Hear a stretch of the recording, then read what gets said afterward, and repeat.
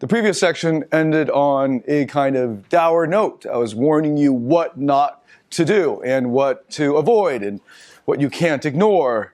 And in this section, it's much more upbeat. It's going to be the how-to on how to solve the issue and to walk you through the solution. So it will be the path to your freedom. That's a trigger word for men. They like it. Freedom. I like freedom. And the path to your masculine power, the path to riches, and the women, and all the good stuff that you want. All right, so the more thorough solution is committing to a therapeutic process, and that means either getting psychotherapy or counseling, not psychiatry and not medicating, but actually being there with the therapist and feeling through your issues. But I'll walk you through what's supposed to happen in that process.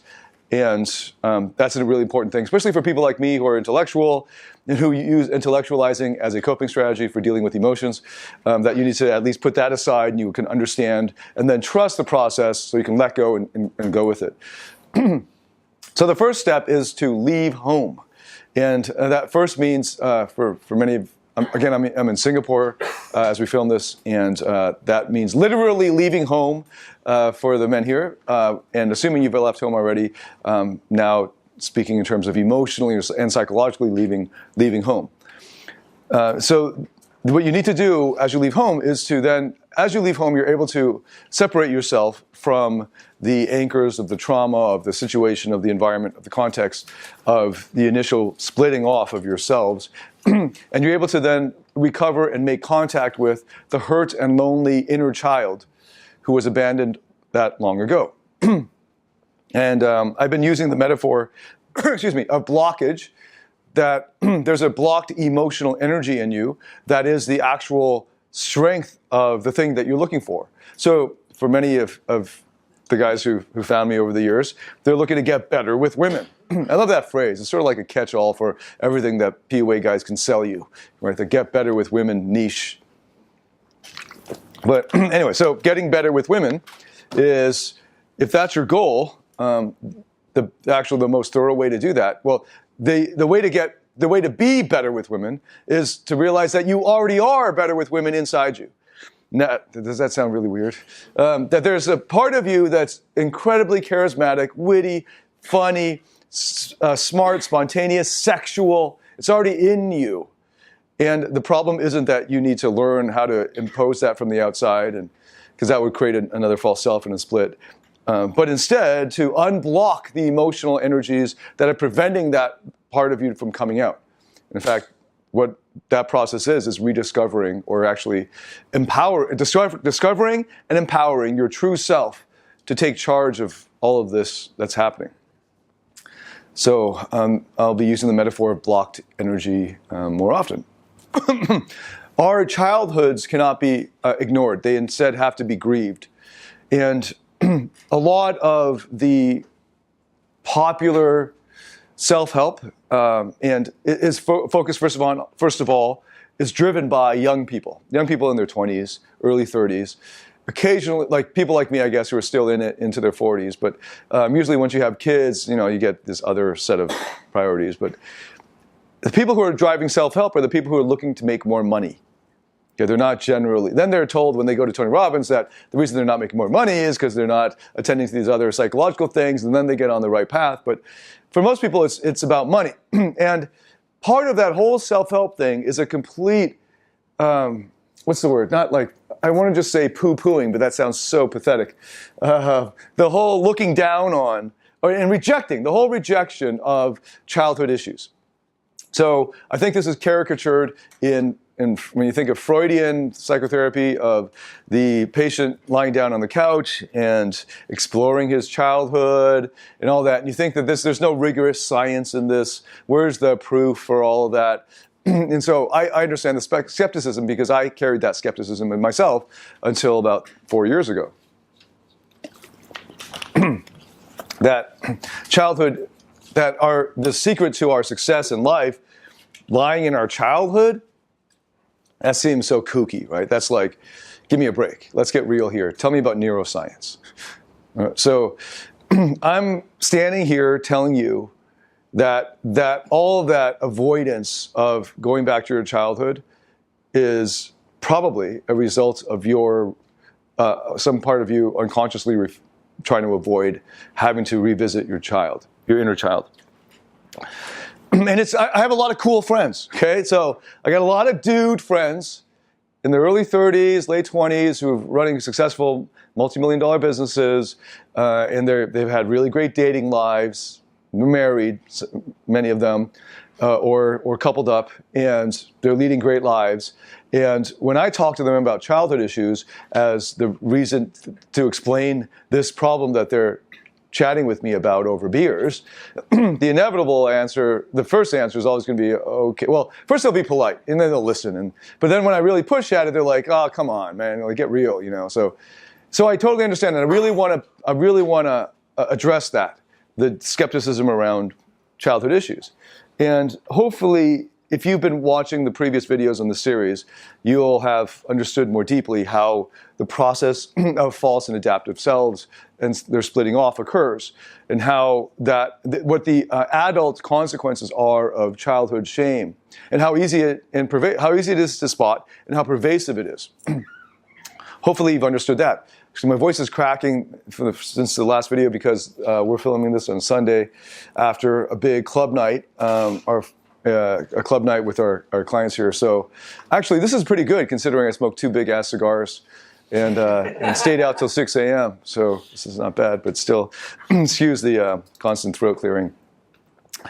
And childhood, it's there. It's actually your childhood. And I guess there's nothing more to say besides what I'm about to share, except to say I understand your skepticism, and I understand your desire to be cool. That it's just not, you think it's not cool to revisit your childhood. In fact, this isn't a masculine bro thing. It's not a bro science thing. Brené Brown, in her, I think her most watched TED Talk, she's had 2 that's done more than 15 million views or something like that, something crazy like that.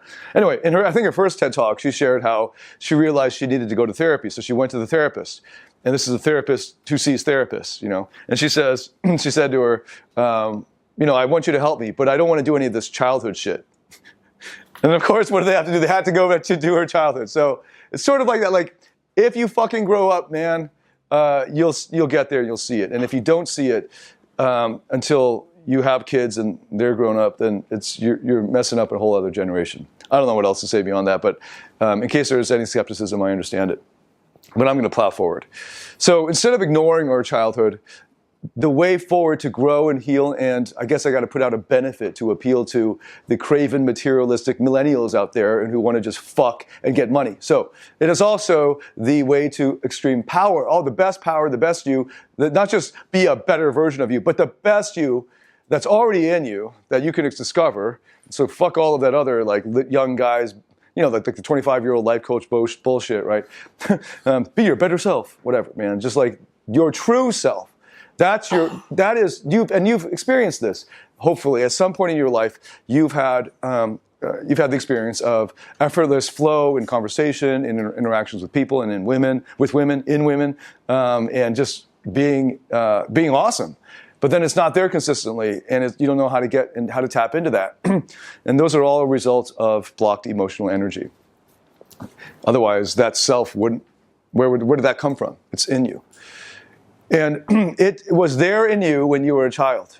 And I recommend that, like Gary Vee recommends you spend time with old people in retirement homes so you can learn what regret looks like. You should also spend time with young children, you know, as long as the parents let you get close to them. Just be like, get out of the way, you pedophile. So, look, spend some time with young children. And I had the pleasure of helping to raise a little goddaughter, and that was a life-changing experience for me, that seeing the child grow up and in the vulnerability and the great creativity and the fun and the playfulness and the joy and the abandon that is there in childhood, that if the parenting and certain parenting styles in society will shame out of you, and so you got to revisit that. That was there originally, and it got pushed away, it got pushed out, pushed down below your consciousness. So the way to do it is through this process called grief work. Now, different therapists have different terms for this, but seems to be the most prevalent one, grief work. And then in the next video, hopefully we'll get to that today, there's another process that is complementary to it, that is an integration of your parts, but I believe that is more complex than grief work. Grief work is a great way to begin, and it's a necessary step anyway. So grief work is revisiting your lost childhood, or finding your lost childhood and visiting it. Because our compulsive reactions to shame are the result of unresolved grief. Unresolved grief. And that is what creates the old blocked feelings. Okay, so these are the old blocked feelings that are preventing our great creativity and power from coming out. Either we work these feelings out by re-experiencing them and processing them and resolving them, or we act them out in our compulsive reactions, which are largely out of our understanding and out of our control, etc. Like the average person, in other words. And then, because we don't know why we do it, we blame other people for it. Like, you are making me ADHD. That sort of reasoning. So the grief work is the feeling of the original pain, re-experiencing the original pain, but now as a mature adult.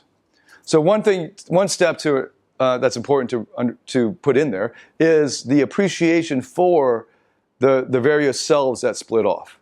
So don't hate on your false self. I've discovered that as I've been talking about false selves more and more, people are thinking that that's a disgusting thing in them, and they're further compounding the problem with more shame. Now they're ashamed that they're shamed. So let's not do that. The false self was a good thing. It protected you. It's called the coping strategy for a reason. It helped you cope. At that time, it helped you. It helped you get on in life. It helped you get approval and love and not get scolded and not get beaten and so on, right? It protected you somehow.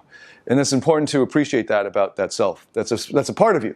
It's not a part we're just going to throw away either, because that's a part of you. But it's a part that you're going to appreciate and then say, hey, right now you need to rest because you've been working too hard and so on. And then we'll get to that in the integration of parts. But that's an important element of it. As you revisit your childhood, you don't just re-feel all the pain. That's probably the hardest part. But now you as an adult are able to bring in the mature perspective that it's going to be okay. And you bring to it all of the life that you've lived so far. And now you strengthen that little child. You help your inner child grow. One of the most damaging consequences of being shame-based is that we don't know how depressed or how angry we really are. And all the guys that I've ever worked with who have trouble with women, who are not one of the 3% or probably 1% of the guys who pick it up extra quick, right? But the vast majority of us who had to learn it externally, they're all having trouble with unresolved grief, keeping it together, keeping it in, keeping the depression in, the anger in, the sadness in. And they think that the problem is actually that they don't know the right thing to say to the girl, when instead it's just about their unresolved grief. Our false selves and ego defenses prevent us from experiencing the prime grief, the primordial grief, the original grief that we pushed under, that we suppressed and then repressed into our unconscious. However, you don't just go and feel it and then think you're done. You need support. You cannot grieve alone. You've already tried that and failed. So realize this, without therapeutic support, without the support of another person, and I try to do this in my recorded courses, so my recorded voice is your other support. Okay, so that's the best you can do in a recorded course.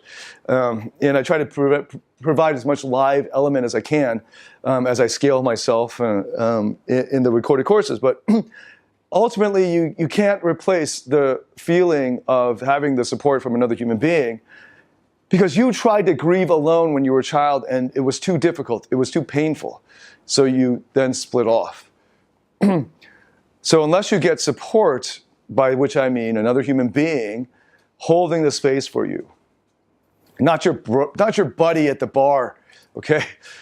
And like, oh, I got a friend, she's my sister, she'll listen to my problems. I'm not talking about just listening to your fucking problems. I'm talking about somebody who holds a space while you fucking cry your fucking eyes out. And all of these manly men, I don't know how it came about, the rise of the manly man, the gun toting, wood chopping, hunt your own food guy, which I think is totally cool in certain contexts. But one of the things he seems to take pride in is shoving his emotions below below awareness, and treating himself as if he were a Navy SEAL in battle, when in fact he's in a very modern city with Starbucks and Frappuccinos. And he doesn't need to kill anybody. No one's life is at stake per se. So instead of handling it alone, the process of this is actually to free it up, to liberate, to have the courage to feel those emotions of anger and sadness and all of it and grief that will result through this, feel through this process. That is actually what takes a lot more courage than steel determination. Because we can all do that, man. Just manning up. The superficial man up is easy. All of my achieving, successful friends have been doing that their whole fucking lives. If you look at their bodies, it's a testament to manning up. Or if you look at their bank balance, it's a testament to manning up. That's the easy part. The superficial toughen up is easy. The discipline is easy. It's easy to beat yourself. It's easy to shock yourself. It's easy. What's the hard part? The vulnerability that you're so fucking scared of. Why is it so hard for a soldier to walk up to cold approach a girl? And I've seen this over and over. I don't care how much weight you lift. You're still a pussy when you want to talk to that girl. You know, there's in teaching and coaching, I like to use fitness metaphors, so it's really helpful if you do work out. I can use those. But that isn't, just working out doesn't make you great with women. I've seen so many muscleheads in the club just standing there hoping the girls will just admire, like come up, feel the bicep, and then like just suck his dick. You know, I've actually occasionally this happens, but that's because he's really good looking, right? But anyway, the actual. Working out doesn't in itself transfer to the emotional courage to be vulnerable. So again, I recommend Brené Brown here. She's probably the most well-known vulnerability researcher. Shame and vulnerability, by the way, are two sides of the same coin. Like, in other words, you fix shame by being more vulnerable. And so the grief work is about having somebody to hold the space and support you as you go through vulnerability and feel these intense emotions. So you could do this in a bar, I suppose, if you're very used to being vulnerable. But that's tough. I mean, it's hard enough already. Right? So you need support. Don't try to do it alone in your closet. Grief work is a re-experiencing process. So it is possible to change your behavior without re-experiencing your childhood issues. And that's called behavioral conditioning. So if, for example, you're really depressed because you haven't been eating well, well, that makes sense. So what's one way of fixing this? Well, you give them good food. You hire a chef, and that, so you don't have to revisit the childhood issues. And you just force this person to eat good food. And by the way, that's a trivial example. That's an example that's more mundane. But you could take any example of how to make somebody do something that they don't want to do. You fucking force them. So I don't know, this whole talk about like people who don't know how to apply discipline, you're all fucking pussies. You know, none of my friends group has any trouble with applying discipline. That's easy. Making yourself do something is easy. You're scared to talk to her, go do it anyway. I don't fucking care if you're scared. That's my upbringing. Those are my friends. You got to go and do this. I don't care if you're fucking crying. Stand the fuck up. I learned this lesson even as an adult from a friend of mine that you met yesterday, the guys who were at the club night. Big tall guy.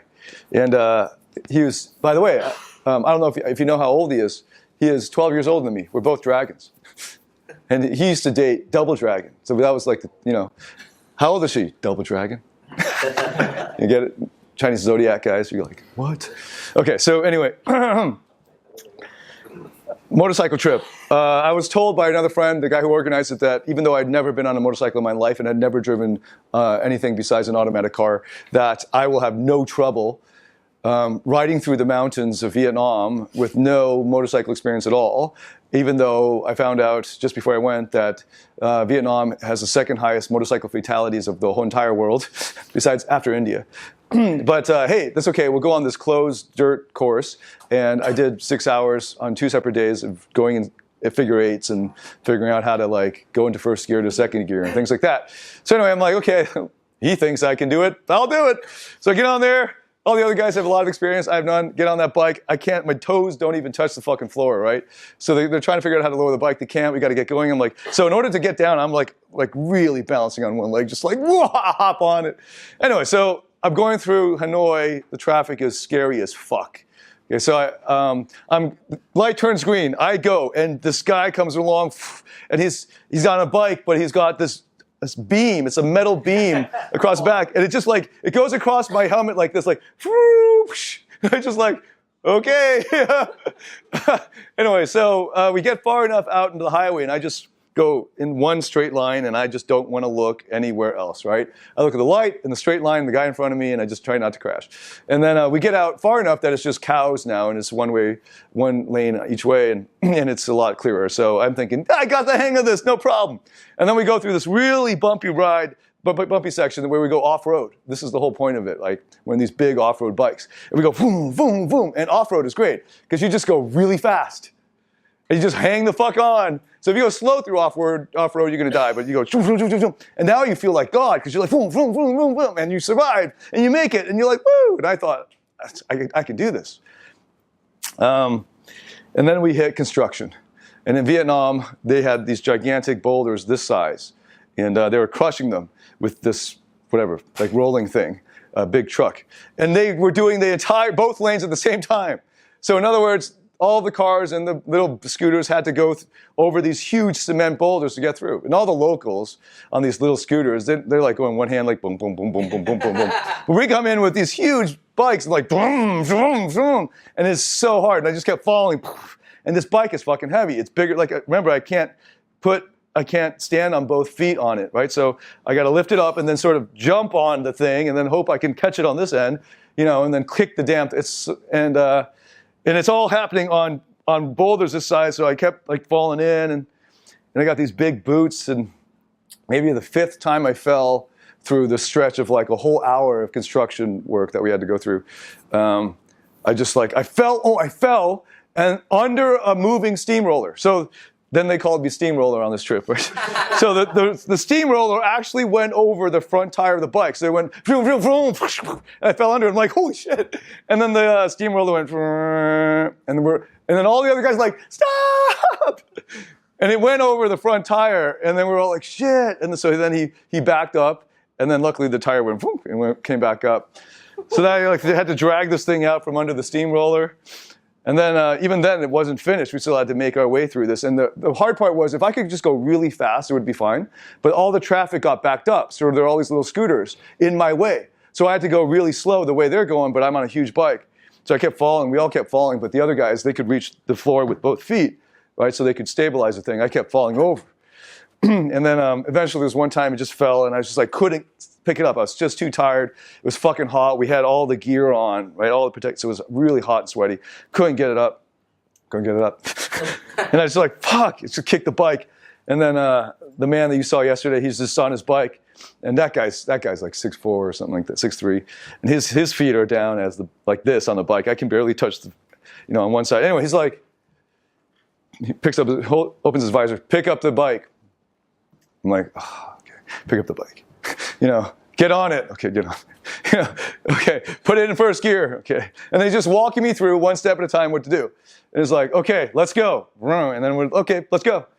And there are times when you gotta just pick up and go.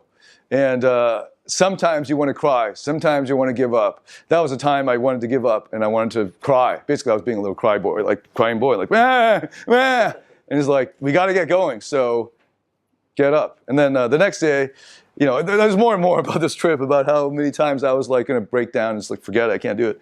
I got into a head-on collision, ripped the skin right off. You still see a mark here. And I'm hoping to go cover it with a tattoo. And anyway, but again, it was always, those guys, as they were patching me up with the first aid kit and all that, I was like, I don't know, man, it's the second day, I don't think I can make a seven-day trip. And it's 9 hours of riding, averaging 7 hours of riding a day, and I did not ride before that, right? So they're like, well, and I'm like, I think I just need to head back to town. It's like, yeah, okay. There's a train station about an hour that way, and we were going this way, right? So just keep going that way, you should hit it. And I'm like, fuck. Forget it. All right, I'm going with you guys. And it's just like, dudes, man up, right? That's why you guys with approach anxiety, I just want to like tell you, punch you in the fucking face. But there's only so much you can do with behavioral conditioning. I did it. Something scary, that's what you got to do.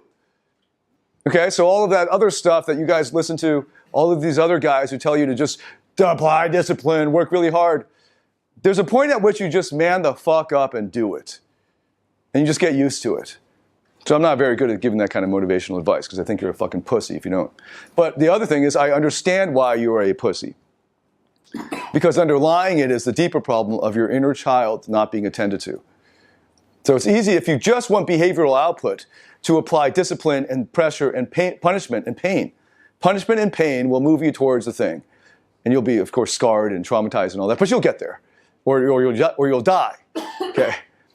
But if you want a life of fulfillment and joy and aliveness and freedom, then we're talking about something different. Especially if you want it to be natural and effortless. There is a possibility for you of the effortless life without having to apply that discipline. For example, if we're sticking to the analogy of motorcycle riding, it would probably have been better for me to actually have gotten my license and all the training.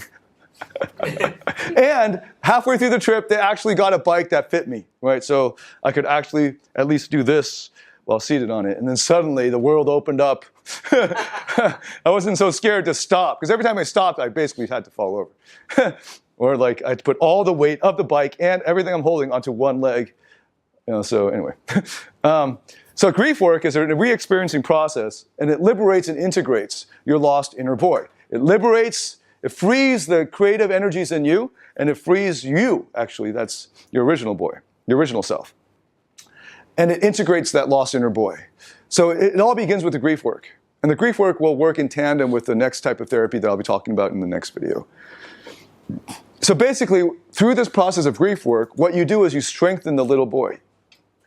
And you do this by telling it, by reinforcing a certain message. And it's a message like this. It's the message that you were hoping that you would get from your primary caregivers, the ones that you look to for love. And it's this. It's okay to wander and explore. It's okay to wander and explore. It's okay to leave me and separate. I won't leave you. Okay, now this is the adult you speaking to the inner child you, saying the things that your parent should have said. It's okay to test your limits, child, boy. It's okay to be angry. It's okay to have a tantrum. It's okay to say no. It's okay to have any desire you have, and it's okay to have any feeling you have. It's okay for you to do it, and do it your way. You don't have to do it my way, and I'll be here. You don't have to hurry. You don't have to be scared. I'll give you all the time you need. It's okay to practice holding on and then letting go. I won't leave you. And this, if you know anything about attachment styles, and it's really ridiculous. I posted one of our Instagram clips of me talking about attachment styles in a Man Up episode, and it's one of these 1-minute Instagram clips. And I cross-posted that to Facebook, and somebody commented, "Hey, this so-and-so pickup artist talked about guys who are anxious with women. Is this what it is?" I'm like, God damn. There's a whole scientific field on this that people do multiple PhDs on, and you're asking me if it's some random blog post bullshit, some random club rat pickup artist who talked about anxiousness. I'm not even in the same vicinity as that. We're talking about, anyway, so you can go Google it. You can start with Wikipedia. I mean, Wikipedia usually shows up as the first result anyway. So attachment styles.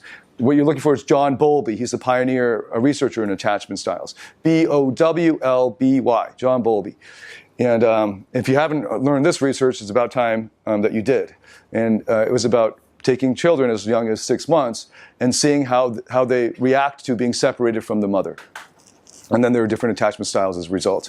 And there have been extensive studies on this. Okay, so attachment styles is just straight up clinical psychology science, okay? And that's what healthy attachment style should be like. that communication of, it's okay, I will be here for you, I won't leave you. You can go and explore, you can go and make mistakes, you can feel whatever you're feeling, frustrated, angry, sad, everything is okay. It is how you are feeling. There's nothing that you need to be ashamed about. That was the message that we needed to have as children in order to grow up to be secure, to have a secure attachment style. And a lot of problems in relationships are a result of one or both parties not being in a secure attachment style. And the research shows that that around 50% of people that they've followed up with have secure attachment styles. But I don't think that that is actually accurate. I think I think the bar was set far too low on whether somebody was secure or not.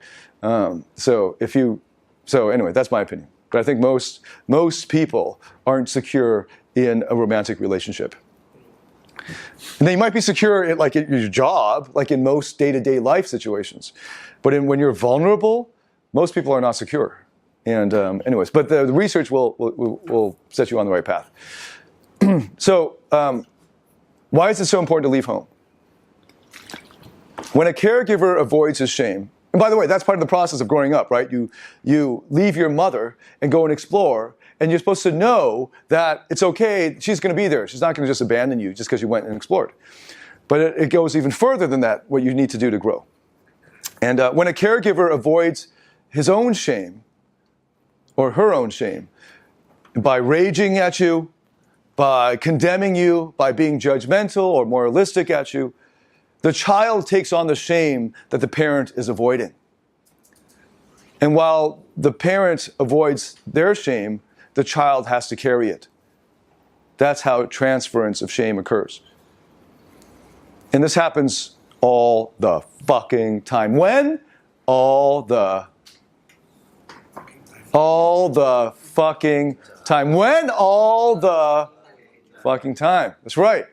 And in fact, if you open the newspaper here in Singapore, you will almost always be able to see on every fucking page an instance of shame being transferred. So this is how society treats the parts of their society they don't want others to know about.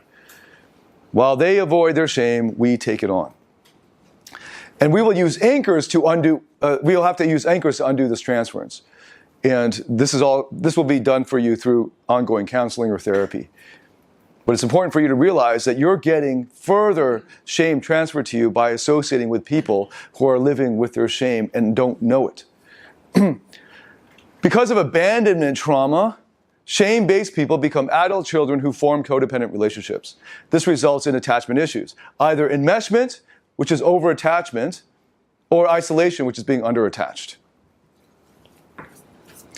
And then what will happen is you end up reenacting what therapists called fantasy bond, or like the original relationship.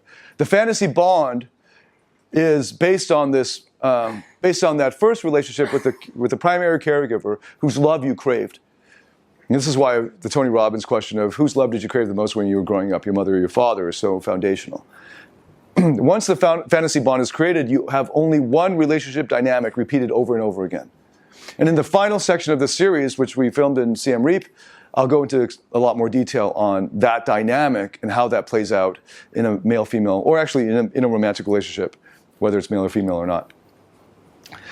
That relationship dynamic of the fantasy bond is repeated compulsively. So this combines the worst of addiction and repetition compulsion and shame and inner child trauma. And I've mentioned before how in the community of pickup artist coaches, how over and over we kept seeing ourselves, despite our best intentions, despite our best conditioning, finding ourselves repeating these relationship patterns, and it was just a matter of time. You know, the first year, usually you're fine. You start to see it happen in the second year and third year, and then it really blows up after that. And we keep thinking, it's them, drama, it's the girl, we picked the wrong one. And we never turned that, well, they never turned it and looked at it themselves, turned the mirror and looked at it themselves. The only way out of this dilemma, well, it's not a dilemma, the only way out of that cycle, the vicious cycle, is through grief work, capital G, capital W, grief work, of liberating and then integrating your inner child and re-experiencing the original pain and trauma and supporting the inner child through that. So wake up, guys. I saw 3 of you just doze off. I know you don't want to do this. I know you don't want to feel sadness. I know this is the thing you've been avoiding your whole fucking life. This is also what's causing your approach anxiety. It's also what's causing you not to be natural with women that you like. It's also causing you to have cognitive blockages when you can't think of anything to say because you're ashamed of the things you're really thinking because you don't even know what the fuck you're really thinking. So if you want to get to that energy, and so now I'm appealing to the materialistic millennial, listen up. And to the more mature person, if you want freedom and fulfillment in life, it will have to come through grief work. This is the first step in the therapy. So if you go to therapy, and the first time they'll just get to know you, right? They got to get some context. But if you just sit there and you refuse to go to the dark, vulnerable places and cry, nothing really will happen.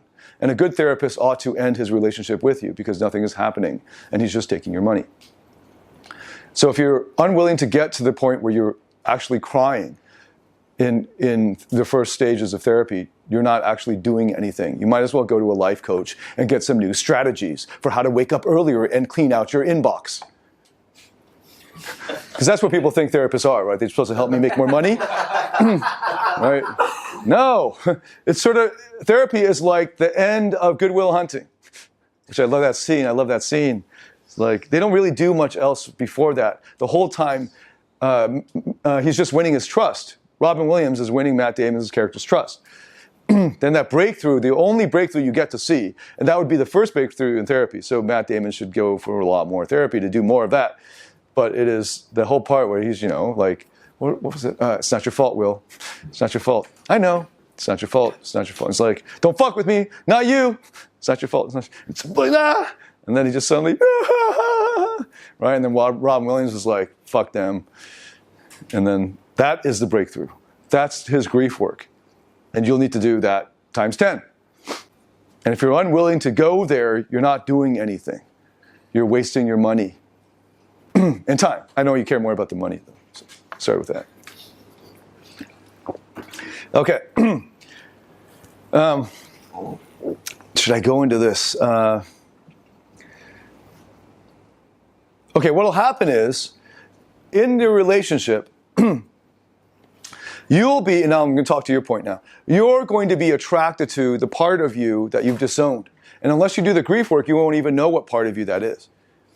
So as a result of shame, we're over-invested in power, which is why I keep plugging that one, because I know you're invested in that, to get your attention, sort of baiting you into the process. But you're over-invested in how much power you have in life and however you cash that out, status, whatever, attraction, women, money, whatever that means to you, power. Esteem, you're over-invested in esteem. You're over-invested in expectations and trying to meet them.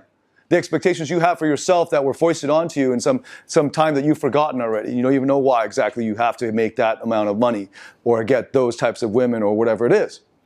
Or whatever it is that you think will finally give you the esteem that you want for yourself and the power that you will finally allow you to rest. You're over-invested in that.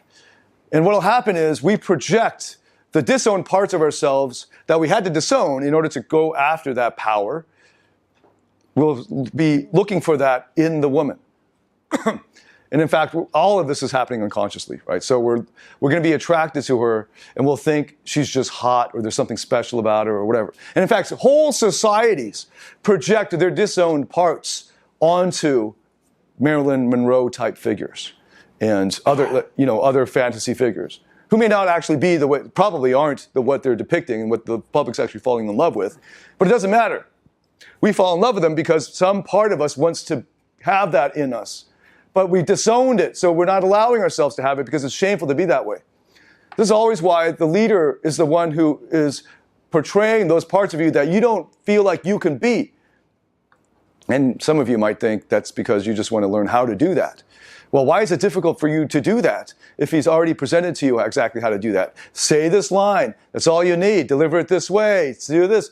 And like the 1 or 3% that I've talked about are able to do it. But the vast majority aren't able to, but they look up to it. And they think, stupidly, sort of like the people who think the success will come from cleaning out your inbox and learning a new hack for efficiency or productivity, they think that that's the route to fulfillment. If I can get that behavioral outcome. Instead of realizing that the reason you even look up to that at all Why do you think that that is something good that you want for yourself? Well, it's a projection of your disowned selves, your disowned parts. And instead of learning from the woman in the relationship by integrating the disowned part, you end up becoming judgmental and angry about that part in the partner. Here's an example. A woman falls in love with a man who, because he is outspoken and the life of the party, and he doesn't give a fuck about what anyone else thinks in terms of like changing his behavior, but speaks his mind. And he's assertive, and he has clear priorities and a clear purpose in life. She falls in love with this guy. And they get married, 2 or 3 years into that relationship. What does she hate most about him? She hates how he always puts himself at the center of everything. She hates how he's so self-centered and always thinks about his purpose and never anybody else. And she hates how he's so loud all the time. And she hates how he takes over conversations. And she hates how all the attention's always on him and he's always got to have the attention on him. And that flip happens because that's the way that she can't be herself. Because now we know who she is. When you know who the spouse is, you already know who the other one is. When you know one spouse, you know the other. If you know the first spouse really well. Because the other one will be a mirror opposite of that. And not like physically, not in terms of superficial shit like career, not in terms of height, or whatever the fuck. In terms of psychology. So what would it take, what type of person what type of person would be attracted to a man, what type of woman would be attracted to a man who is talkative, the life of the party, the center of attention, holds it down, speaks his mind, is assertive, doesn't give a fuck. Oh, I don't know. Just putting that out there as I get a drink of water. Anyone? Someone who likes those traits. Right. So what would she be instead? Oh, you think quiet and shy? Yeah. So that would make sense. So this is why it's so interesting. Are you suggesting that bimbos get attracted to conflict? Yes. But if they perceive themselves as bimbos, that's the thing. So, but I'll get to that. This woman, that I'm talking about a real life case, was in fact an A-type personality. She was very controlled, tightly wound up. She was very controlled about how she presented herself, how she could be. She's very tightly regimented. Everything had to be on time, right? And she couldn't let go. She couldn't let loose. She couldn't be wild. She couldn't take over the conversation of the party. She had to keep it together, keep it together, keep it together. And she tied her hair up in a bun and was very controlled. And then over time, she got annoyed that she wasn't on the same schedule as her, that they weren't on the same path, that she wanted this A-type thing happening, and he just was a wild child party guy who didn't give a fuck, spoke his mind. Because she couldn't be that. Her route to healing in this relationship, the relationship was her greatest therapeutic gift, because the relationship taught her the part of herself that she needed to attend to first. For healing. And what part was that? The part where she has to let her hair down and go wild sometimes. To not always be on time. That it's okay not to be the high achiever.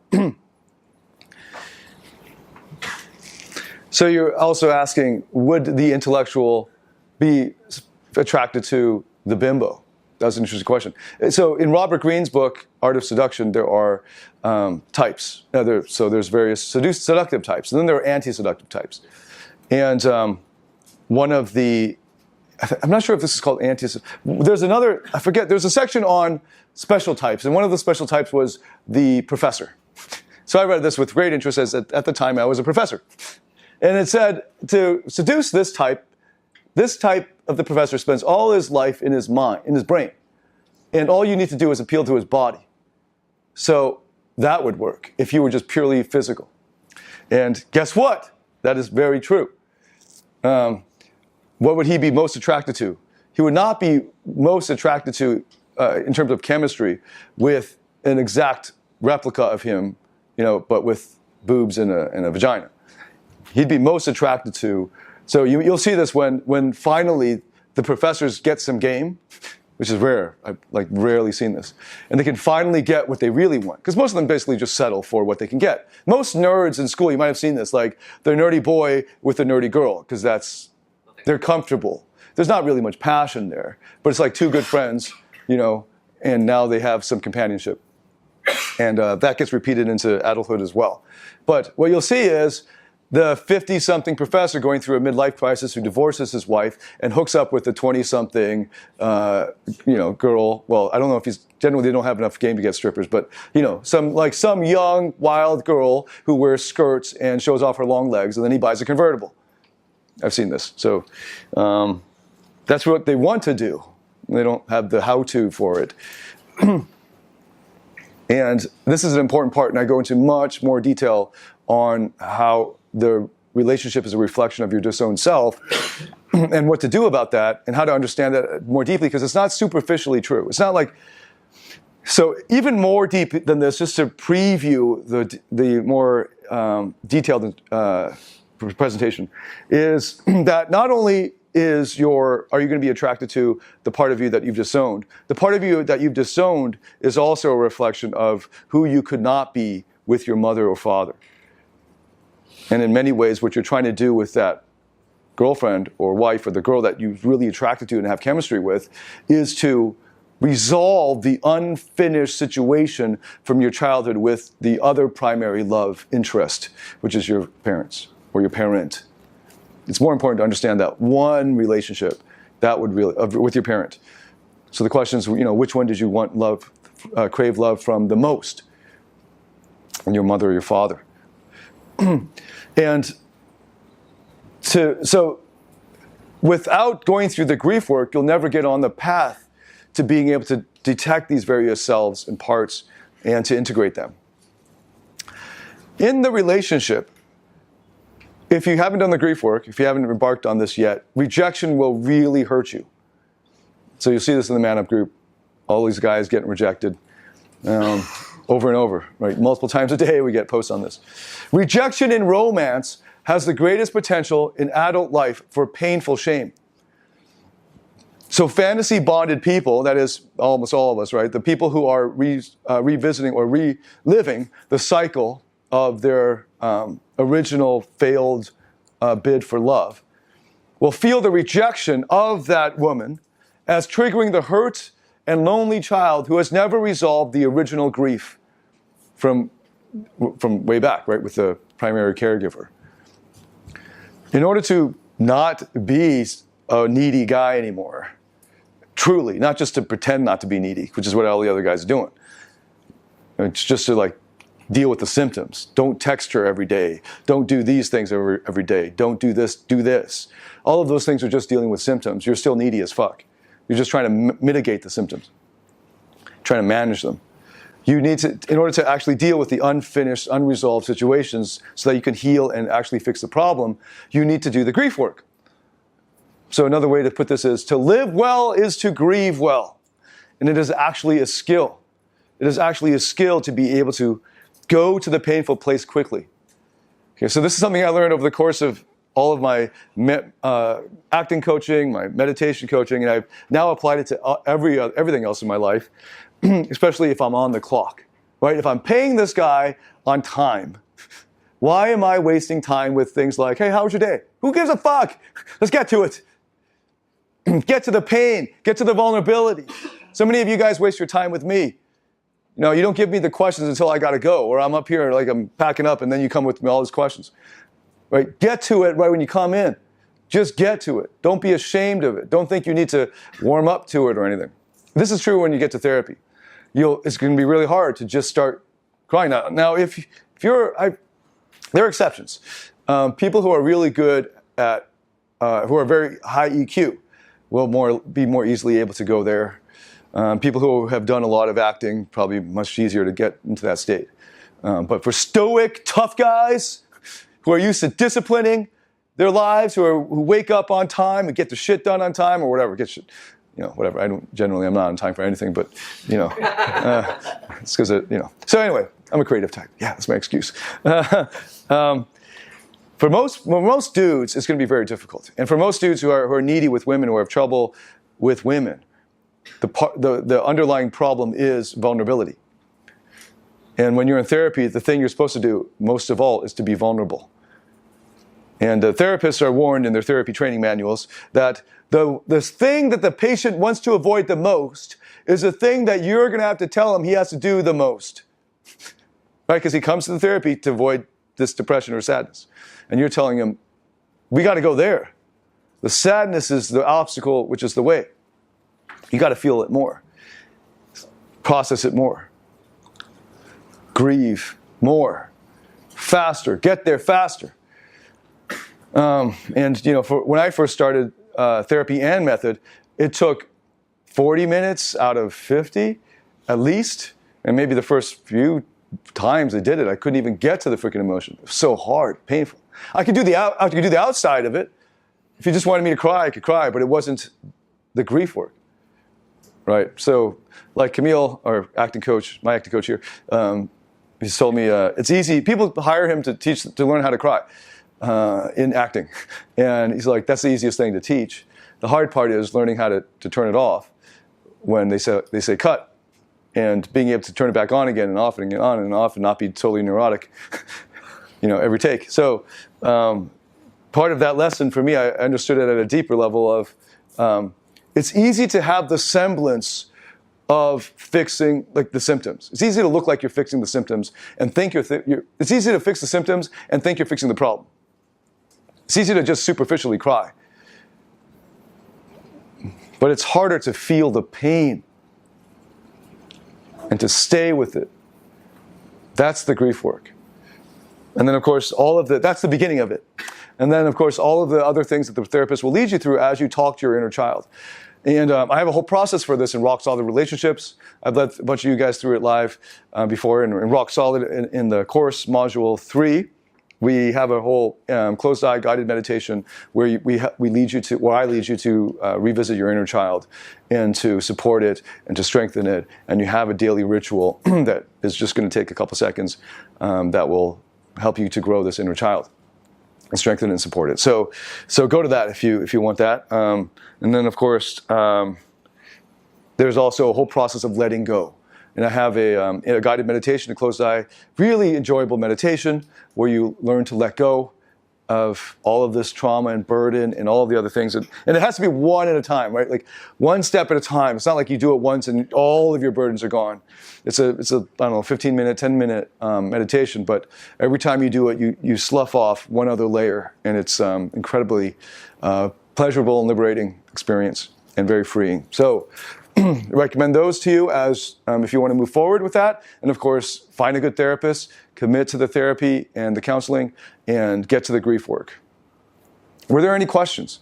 I noticed there were questions in the break. I wanted to see if I have time to address some here. Is it necessary to cry in the therapist session? Because I went to the initial one, and I told him, I had the expectation of just to bawl my eyes off. So, and then he said, no, it's not. It's for some people, it's not. It's for some people, and some people will never bawl their eyes out or cry. So, is it possible to have an effective session without crying? Yeah, I disagree with that. The first session probably won't be anything because he's just trying to find out more about you. I think they can do a lot of that through giving you a survey, like I do, and then getting it back and then prepping with that. But most of them don't. So usually the first session is free anyway. So they're just there to find out your problem and to talk about you, find out your history and all that other stuff. Maybe by the third session, you'd be getting into the grief work. And they need to earn your trust, unconscious trust, and unconscious comfort. So they need to start mirroring with you, and so you relax and can go there, be more vulnerable with them. But any professional will bridle at expectations. So if you come in there saying, I expect this, their job should always be to say, no, that's not it. Come in with an open mind. But if he were to say what you said there, which is that some people never cry through therapy, then I think that's a different type of therapy. I think that's life coaching. And sometimes people think people actually just need life coaching at the first instance when they come in and they say, for example, they want to make more money and they don't know why they are not making more money, and they think this is a therapeutic issue when it's really a life coaching issue. And it's a therapeutic issue too, but they're unwilling to do the therapeutic work because that requires far too much vulnerability for that goal. They just want to basically learn how to behaviorally condition themselves. So then there are all these companies that teach you how to clean out your inbox and things like that. And there's certainly a use for those. If your only problem is your inbox, then, well, there you go. So Jordan Peterson talks a bit about this, like some people who come into therapy don't actually need therapy yet. What they just need to do is to eat something. You know, like the example of the woman who complained of migraines and depression, and he found out that all she had was half a bowl of rice every day. Well, he's like, well, how about you try eating something more? And then a month later, after she started getting a normal diet, she suddenly had so much energy, and life was so much better. Well, okay, well, that wasn't therapy, right? That was just, here are some things you can do to make your life better. It's called life coaching. And you could have gotten it for a lot cheaper. So, and then there are also different types of therapy, like cognitive behavioral. Cognitive behavioral is basically philosophy combined with behavioral conditioning. And cognitive therapy comes straight out of Socrates, the Socratic method of Plato. And I think the philosophers are the best cognitive therapists. Because the cognitive therapist is really just an amateur philosopher. Because they're basically asking the why questions. Right? So you can't outdo a philosopher in cognitive therapy. I've written a paper on this, actually, published it. It's being published by Columbia University Press, I think. Columbia, yeah. It's coming out next year sometime. It's going to be right next to my paper, or somewhere in the same volume as my paper on philosophy as psychopathy. That the psychopaths make the best philosophers. Because they don't have emotions get in the way. And by the way, psychopaths would make the best at most things that you think you want to be. They can outdo you in all of these things. And so I know a guy who got burned by a psychopath woman, and he's basically trying to outdo her psychopathy by basically cutting off his emotions and not believing in things like love. Well, great. You let her, you're just becoming another monster yourself. So. But anyway, sort of to your point, cognitive therapy is just intellectualizing. The behavioral thing is to now go do things. So I think one of the best CBT therapists before CBT therapy occurred or was founded was Wang Yangming, my hero Neo-Confucian philosopher. And basically he was all about the unity of knowledge and action. And how just knowing something but without putting it into action means that you don't really know it. So he has this whole philosophy of true knowledge. Anyway, none of this is therapy. Not really. Yeah. That's not the therapy that I'm talking about.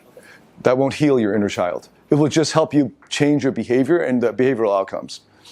Because one way to prevent you from feeling sad anymore is if I just hit you. You won't feel sad. You'll just feel pain. Then you'll feel anger. So one way to deal with sadness is to be angry. But you can only be angry for so long and then you become sad again.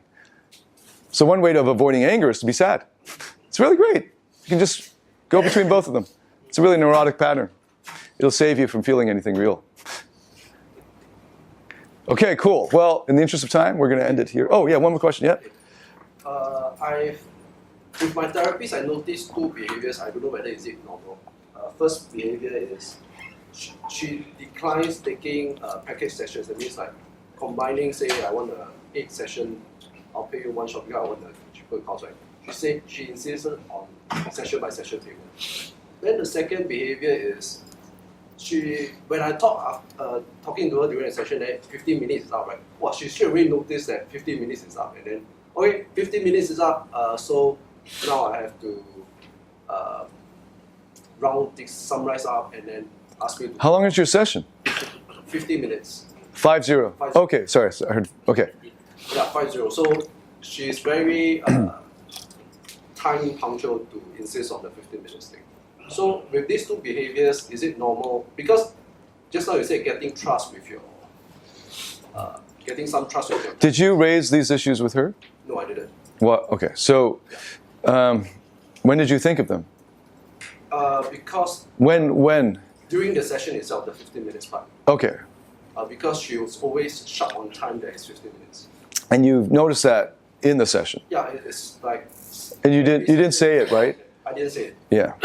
So we would prefer therapists to be mind readers. And I'm not saying this facetiously. I think we would prefer that they were, I guess we prefer everyone we love to be mind readers. And we want them to read our minds. But they can't. Okay, I suppose you tried their best. But so they're going to do things their way. And maybe she has a client, maybe she packed in a client on the hour every hour. And if you're late, then that means the other guy's going to be late, and then it's going to be like the dentist's office. You get there at 4 p.m. and they're 2 hours behind. I don't know if that's just my dentist. I'm sure I'm the last session because mine Oh. is the 7 p.m. session, and after 8 p.m. I don't think she told me that she doesn't have any customer. Oh, okay, that's important to know. Oh, okay. So she just wants to get the heck out of the office. Is she in Singapore? Yes. Oh, okay. So it's important to, so look, if you want the most out of your therapy sessions, one way to guarantee that it fails is if you're passive aggressive. Well, you're not, I mean, it's just a mild aggression to talk about her here with me and complain about her and ask if that's a valid complaint. But the right thing to do as an assertive person is to bring it up there. Yeah. And you will need support in bringing up criticism. So, I suppose just going to a therapist itself is a skill. And the first time I saw a therapist was with my first marriage, and we had couples counseling. And then after that, I went to see a therapist by myself. And then I had 2 therapists because it was so cheap. And I'm like, why not? This is great. And when was, I can't remember. This was when I was still a grad student. So like 28, 29. So like 14 years ago. 15 years ago. And yeah, so back then it was it felt more like fighting. It felt like fighting with the therapist in a way, like I disagree with you, all that stuff. And then, because I thought I was so smart, whatever. And then breaking down. And then like, I don't know. I just don't know. Because he'll ask me something, can you do this? And I'm like, I don't know. I don't think I can. It's like, well, let me support you. And then we worked as a team after that. It was a bizarre sort of relationship. And as I got better with communicating by being vulnerable, as I got more mature, I was able to be more vulnerable. And I was able to be more assertive. And I know that that's an issue, especially in Asian contexts. I know that when I work with my staff here in Southeast Asia, that I should not expect them to voice negative things, like criticisms. They feel like I've shown already, a function of shame is to prevent you from voicing criticism or disagreeing.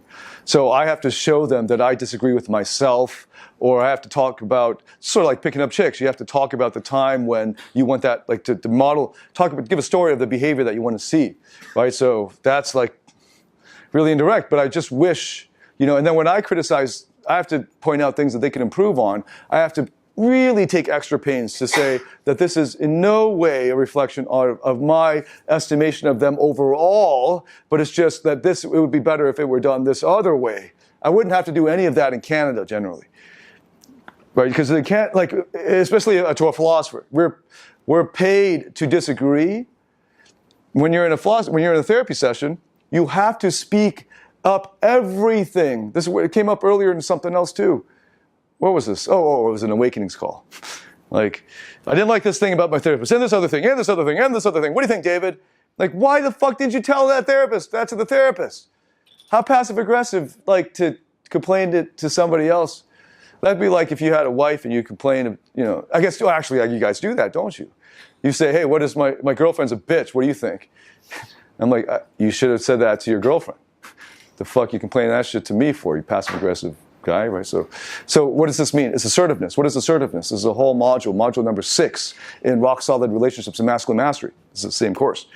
Assertiveness is from shame. I mean, the problem of assertiveness is a problem of shame. The reason you can't assert yourself is because you have so much toxic shame. That's straight up. And let's say for instance, she wants to leave at the 50-minute mark, you say, I notice you always want to, you're very cognizant or you're very aware of the time. Is there something that you have to rush to? And maybe she's like, yeah, I got to go pick up my kid. He's waiting for me at the hospital. I don't know. You don't know. So you got to get it out. Like a real adult, you got to talk about it. Huh? Right? That's what you got to say to David. David, I think you're a fucking dick. Why do you always say it like that? Well, that's what I need to hear instead of fucking you being fucking passive aggressive and saying it out there like little pussies. Say it to my fucking face. It's like all of Singapore. They never say it to my fucking face. Pussies. Anyway, I'm not saying that you are. I'm saying it's very difficult to do that because that's why you're going to therapy, to work on your shame issues. So it's a bind, right? It's a catch. Like it's a catch-21. It's like you can't expect the patient to have the wherewithal, to have the self-awareness to speak out. But but the therapist can't read your mind. So this is part of the whole problem. So that's why there's the trust to be built and all that. But you can do your best from your side. put out as much of your thoughts as you possibly can. So the example in the Awakenings call was the guy went into his own head and he said that something she said triggered him into a trance. Twice. And I'm always like, why would you ever just zone out during therapy? There goes your money. You could have fucking zoned out on your own time. You got to put it out there. Why would anybody zone out? Why would anybody hold it in? Shame. Why aren't you saying what you think? It's the same reason you don't say what you think when you're with a girl you like or when you're trying to approach a girl. Same thing. You're ashamed of what you're really thinking. You don't think it's appropriate. Say it. Put it out there. Let them deal with it. This is what I'm thinking. What's your problem? You know? What do you got to say about it? Huh? I mean, I say it like that to strengthen you because I know it'll be like that for you. To put it out there. To shit it out. Because you're constipated. Right? It's going to feel like diarrhea because you're not used to being regular. All right? So then you got to get used to being regular. You got to poop it out. You got to put it out. Actually, I wanted to turn this into a quote card on Instagram, but I couldn't think of a way that wasn't disgusting. But I thought it was a great analogy. Because actually, all of the shit that you hold on to, you either constipate it and hold it in, and that's bad. Constipation is bad. It doesn't go anywhere. It stays in your body. Okay. Or you let it out like totally uncontrolled, and just it's diarrhea. And what you want to do is to have regular movements. It's such a great analogy, but it's so disgusting that, I don't know. I don't want to put my name next to that quote. David says, be regular. So, all right, so on that note, we'll take a 10-minute break. Be back at 6. Thank you very much for watching. See you in the next video.